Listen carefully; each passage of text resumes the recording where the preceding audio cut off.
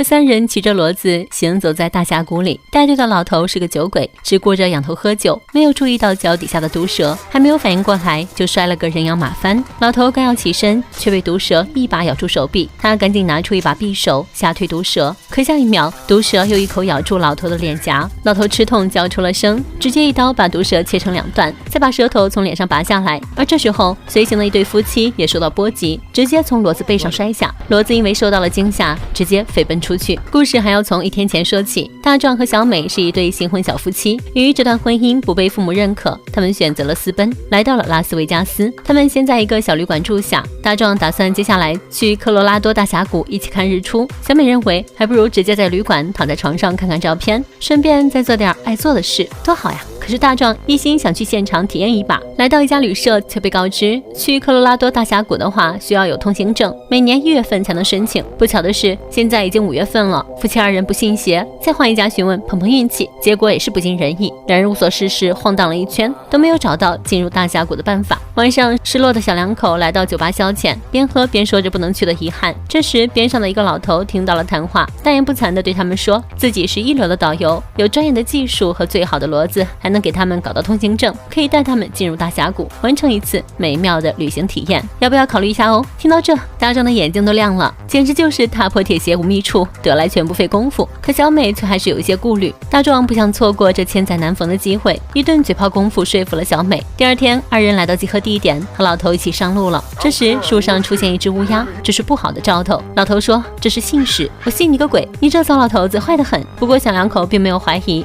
，3人其乐融融，一边骑骡子一边欣赏大自然的美丽风光。老头的嘴炮功夫也足够丰富，一路上介绍了不少的姿势，夫妻俩听得津津有味。趁着2人正在兴头上，老头建议他们到岩石后面转转，这2人也是心大，不怕老头直接带东西跑了。进入岩石后面之后，仿佛进入了另一个世界，大峡谷的美景真是漂亮。好在老头也是守信的导游，一直等到他们出来，老头再次提议不如一起去见识下12000年前的岩画，上面有各种各样的知识，一般人我都不带过去。大壮听到老头的话，心里更加燃起浓厚的兴趣，直接就答应了。小美虽然心里有些顾虑，但看到丈夫这么饶有兴致，她也不好泼冷水，只好答应下来。3人骑上骡子继续出发。果真如老头所言，这个峡谷山路崎岖，随时都有可能摔下去，好在他们都有骡子，减轻了一些负担。走了一阵子后，3人在一个地方停下来，小美开始拍照。老头有个爱好，喜欢喝酒，他一边骑骡子一边喝酒，越喝越上头，结果没看清地上的响尾蛇，一个不小心就翻车，骡子受到了惊吓，甩掉他们跑开了。老头先是摔断了胳膊，又是被蛇咬到脸部，幸运的是这种响尾蛇的毒并不致命。小美想打电话，发现没有信号，便让大壮去找骡子。大壮好不容易才把受惊的骡子给牵回来，小美也帮忙给老头的胳膊疗伤。老头提议只能先在原地待1宿，第2天一早在原地返回。尽管大壮牵回来一只骡子，可他们所有的物资都在另一匹跑掉的身上，现在只剩下一把匕首和1小盒火柴。没办法，夫妻俩只能自己去捡些树皮。天色也渐渐暗了下来，他们必须尽快升起篝火。奔波劳累了1天，等火苗升起来的时候，3人都已经疲惫不堪。由于没有了食物，他们只好处理了蛇烤着吃。这时候远处传来狼嚎，听起来非常的恐怖。老头根据声音推测是西部大灰狼，他们占领了太久他们的土地，引起了狼群的不满，正在寻找猎物。这对新婚夫妇去大峡谷游玩，还找了一个不专业的黑导游，结果碰到了响尾蛇，3人只好在荒郊野岭度过了一个晚上。第2天一早，小两口被不远处老头的呕吐声吵醒，走过去一看，老头的脸色越来越难看，脸上伤口也肿起了包。他们也不敢再耽误，收拾好东西继续上路。但很快，老头又说出了一个更让人崩溃的坏消息，他们的头顶一直有乌鸦盘旋。根据他几10年的导游经验来看，这是附近有狼群的征兆，狼吃剩的肉会留给鸟，他们只能加快步伐往前走。又是几个小时过去了，老头的意识越来越模糊，没办法，大壮只能带着妻子出来捡柴火，准备再驻扎一个晚上。等2人回到原地的时候，老头似乎也受到了什么刺激，他情绪激动，意识模糊，嘴里不停地说一些奇奇怪怪的话。一阵急促的呼吸后，老头最终断了气，就连唯一的交通工具骡子也跑掉了。现在只剩下大壮夫妻2人，乌鸦在他们的头顶盘旋着，似乎预示着什么不好的征兆。夜晚，他们生起火焰，看着老头的尸体，不知道该怎么办。商量过后，他们就地挖坑埋了他。他们实在是太累了，没过多久就在火堆旁沉沉睡去。半夜，大壮突然惊醒，发现一只野狼正死死地盯着他们。幸运的是，隔着火堆，野狼暂时不敢靠近，但他那犀利的眼神还是把大壮吓得一身冷汗。为了不让妻子担心，大壮没有声张，也不敢再睡下去。等到第二天的太阳升起，妻子从睡梦中醒来，他假装什么事情都没有发生，还把野狼留下来的脚印不动声色地抹掉了。没有任何野外生存经验的两人继续出发上路，没有任何的工具，连东西南北都分不清，只能靠着太阳的位置辨别方向。走着走着，两人绝望地发现竟然走回了原位，绕了这么一大圈，白费功夫。小美气愤极了，都是大壮非要看什么狗屁岩画，才会落得如此境地。两人争吵起来，都觉得是对方的错，谁也不让谁。可事到如今，尽快离开这个地方才是当务之急。很久没有吃东西了，小美拿出手机，假装要订披萨，这样可以过过嘴瘾。正好发现手机有了信号，但很不稳定，位置越高信号越好。大壮决定翻过大山，在山顶上就能更好地分辨出他们的方位。说干就干，只见他灵活一跳，岩石上有很多扎手点，大壮一顿操作猛如虎，顺利在岩石上站稳脚跟。看样子这个办法可行，小美也爬了上去。大壮一只手抓着岩石，另一只手拉着小美。小美艰难地拿出手机，试图寻找信号。这次她成功了，听到电话那头传来的声音，两人都激动不已。可还没来得及说出位置，信号又中断了，只能再一次尝试，结果又是同样的结果。大壮突然有一个大胆的想法，他让小美往岩石外探出身子，试图搜寻到更强烈的信号。但他不知道的是，手里的岩石承受不了两人的重量，开始松动，两人重重地摔了下来。随着一声巨响，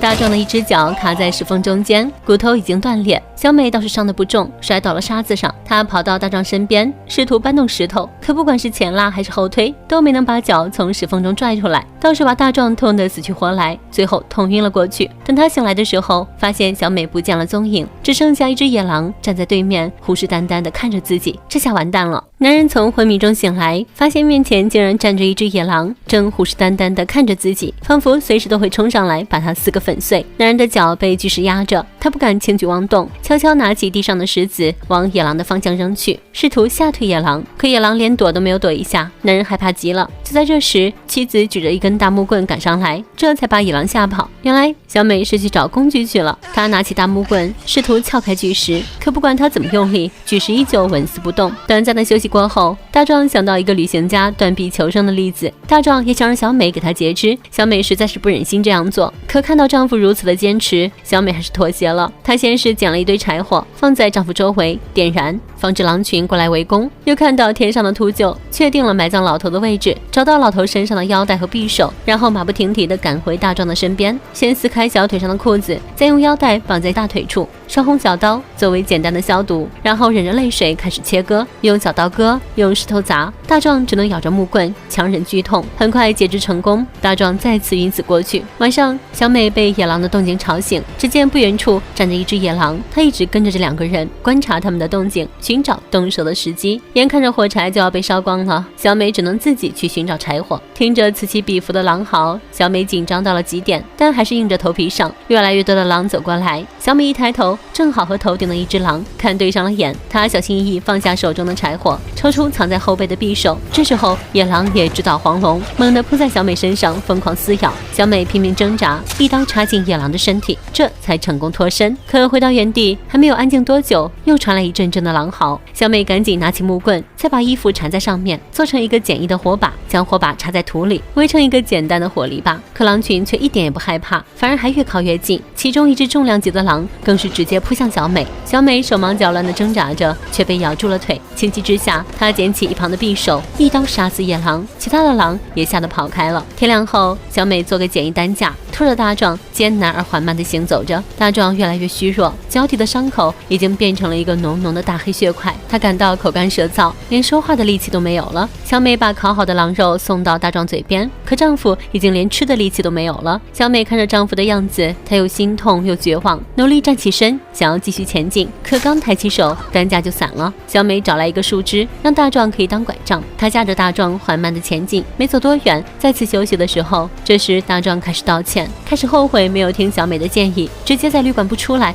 就不会发生这些悲剧。大壮知道自己命不久矣，想要小美自己去找出路，希望还更大一点。一起的话，可能两人都出不去。可小美依旧不离不弃，她搀扶着丈夫继续向前走。太阳越来越大，两人走走停停，在一处空地停了下来，相互安慰，相互鼓励。可实际上，他们都已经在绝望徘徊。与此同时，大壮伤口流下的血再次吸引来了狼群，他们正成群结队的往两人的方向赶来。看到头顶盘旋的乌鸦，小美意识到情况不妙，拉起大壮就要逃跑。可大壮已经没有了力气，紧接着狼群过来了，没办法，小美只能举起匕首，独自上前应对。这时饿狼也停止了前进的步伐，开始左右徘徊，打量他的猎物。然而小美还没有发现，面前的这头狼只是佯攻，而他们真正的目标其实是小美身后的丈夫。他们绕到大壮身前，开始啃食他的大腿。只能说这狼的智商真高。小美赶紧冲过去赶走野狼，可围上来的野狼越来越多，小美绝望了。她开始想到结婚时的美好时光，不想让丈夫那么痛苦的死去。她亲手捂死了丈夫。身体虚弱的大壮也没有任何的反抗，很快就没有了呼吸。小美伤心不已，谁知更让她伤心的事情发生了。她捂死丈夫不到3秒，一架直升机盘旋下来，救援人员赶到，狼群随即被吓跑。原来救援队昨天收到电话，通过信号定位找到了这里。小美终于得救了，可她却高兴不起来，反而哭得撕心裂肺。命运就是如此的捉弄人。事实证明，女人的话一定要听，不然这酸爽无法承受呀，搞不好就死在女人手里了。关注我，下期更精彩。